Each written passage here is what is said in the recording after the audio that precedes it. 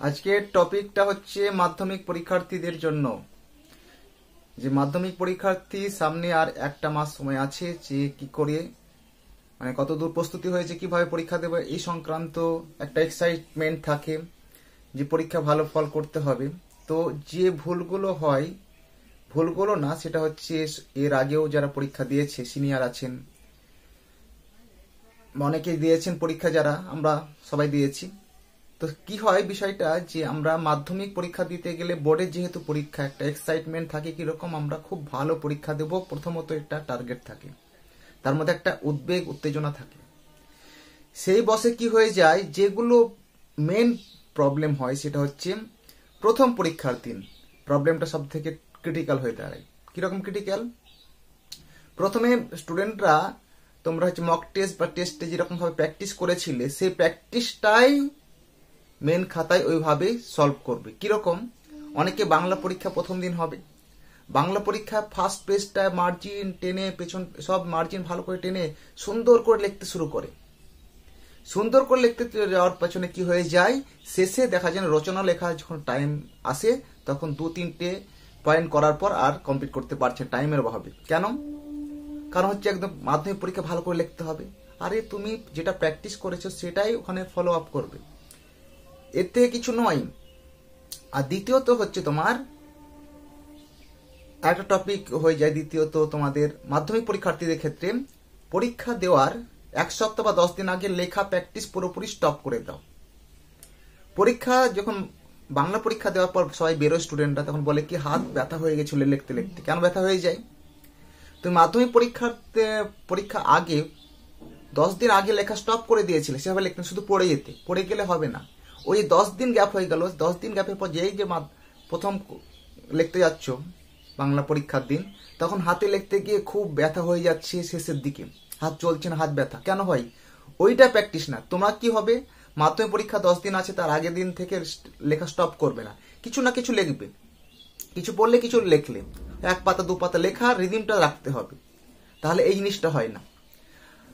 দ্বিতীয়ত হচ্ছে তোমার মাধ্যমিক প্রথম পরীক্ষার দিন পরীক্ষার হলে যখন ঢুকবে, এক্সাইটমেন্ট থাকে, গার্জেনের ভিড় থাকে, গ্যাদারিং থাকে, কোন রুমে সিট বসেছে, কত নম্বর সিট, তার মধ্যে সেটা অন্ধকার কিনা, লাইট আছে কিনা, তারপর বাতাস বইছে কিনা, মশা লাগছে কিনা, এই সব এক্সাইটমেন্ট মনের মধ্যে থাকে। কিছু নাই, প্রথম পরীক্ষা এবং দ্বিতীয় পরীক্ষার দিন একটু এক্সাইটমেন্টটা বেশি থাকে, তারপরে থার্ড চতুর্থ পরীক্ষার দিনগুলো সব আস্তে আস্তে সব দূর হয়ে যায়। এটা ন্যাচারাল ব্যাপার। তো এই যে আর 5টা পরীক্ষার মতন এটা একটা পরীক্ষা, যে নম্বরে যে বোর্ড বলে আলাদা কিছু তা না। তোমরা যেভাবে মক টেস্ট পরীক্ষাগুলো যে টাইম মেনটেন করে পরীক্ষা দিয়েছিলে সেটা মেনটেন করবে। দ্বিতীয়ত পরীক্ষা হলে ঢোকার আগে অন্তত আধ ঘন্টা কি 1 ঘন্টা আগে যাও। তো অনেকে এটা ফলো আপ করে, ঠিকই আছে, কিন্তু আমি একটা এক্সপিরিয়েন্স হয়েছে একটা সময়, যে পরীক্ষা বসে গেছে, সেই মুহূর্তে প্রবেশ করছে একটা ছাত্রী, তার দাদাকে বাইক দাদা চালাচ্ছিল, এসে কি করে হলো সেটা, ও দাদার টার্গেট ছিল এই তো এই সামান্য ডিস্টেন্স, 1 কিলোমিটার ডিস্টেন্স, তাতে পৌঁছে যাবো, কিন্তু একদম টাইটের সময়ে পৌঁছালো। তাহলে সে পরীক্ষার্থী, তার মানসিক অবস্থা কিরকম হবে? সবাই চলে গেছে, তার মধ্যে কোন রুমে সিট অ্যালটমেন্ট হয়েছে সেই জিনিসটা দেখতে হবে, এই জিনিসগুলো থাকে। তৃতীয়ত পরীক্ষা শেষ হওয়ার পর খুব এক্সাইটমেন্ট থাকে, তোমার হচ্ছে স্টুল বক্স, তারপর বিশেষ করে অ্যাডমিট কার্ডটা নিতে ভুলে যাও, এটা কিন্তু মাথায় রাখতে হবে, অ্যাডমিট নিতে হবে। চতুর্থত যে এই কটা দিন চলাকালীন তোমাদের হচ্ছে স্বাস্থ্য যাতে বজায় থাকে সেই সম্বন্ধে একটু খাওয়া দাওয়া, ঘুম ভালো করে, ঘুমটা মেন টপিক। যে ভাবতে সারা রাত কবে গেলে, যেভাবে লিখবো ঘুম হচ্ছে না, ঘুমটা খুব ভালো, একটা ভালো ঘুম ভালো পরীক্ষা, এটা কিন্তু ভালো এক্সাম। ওই কটা দিন জাস্ট যেটা ফলো আপ করেছে জাস্ট একবার রিভিশন দিয়ে নাও, বেশ সবই তো একটা ওকে আছে এরকম। পঞ্চমত একটা কি হয়, অনেক কেন স্টুডেন্টরা পাস করতে পারবো না, ফেল করতে পারবো, পড়াশোনা করে কিছু নেই, কেউ চাকরি পায় না এই যুগে, এরকম একটা মনোভাব থাকে। তো সেই মনোভাবটা পরে ভাববে, আমাদের পরীক্ষায় পাস করতে হবে, পাস করতে গেলে এখন তো এমসিকিউ শর্ট মার্ক প্রচুর আছে।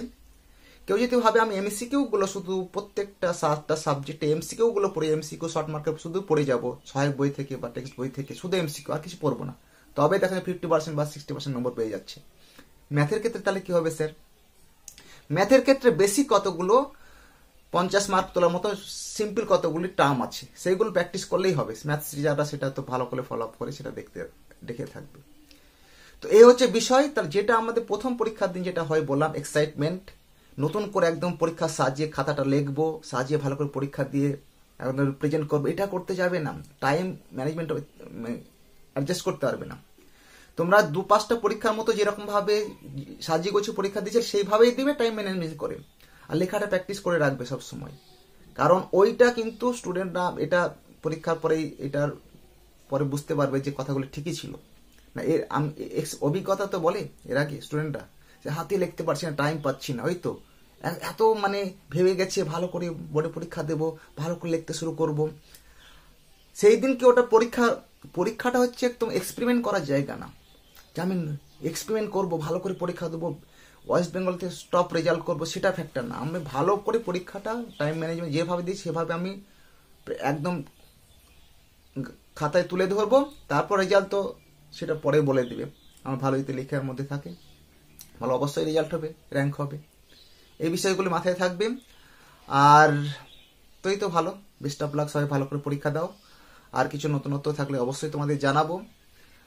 আর পাস করাটা খুব মানে ফেল করাটা খুব দুষ্কর, মানে এ বাজারে ফেল করাটাই হচ্ছে অসম্ভব, পাস করাটা কিন্তু একটা ইজিলি ব্যাপার। ওই তো এমসিকিউ গুলো যদি কেউ প্র্যাকটিস করে যায় 1 মাস, ইজিলি 60% পেয়ে যাবে।